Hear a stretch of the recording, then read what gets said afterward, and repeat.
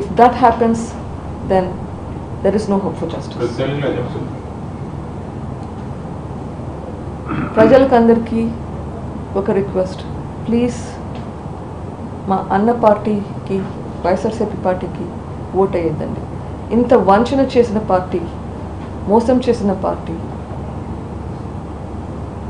తన వాళ్ళకి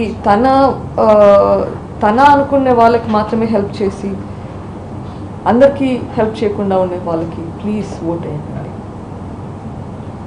మీ ఫాదర్ హత్యలో ఉన్న వాళ్ళని రక్షిస్తున్నాడా జగన్మోహన్ రెడ్డి? లేదు ఆయన పాత్ర కూడా వెనక ఉండొచ్చని మీరు అనుమానిస్తున్నారు?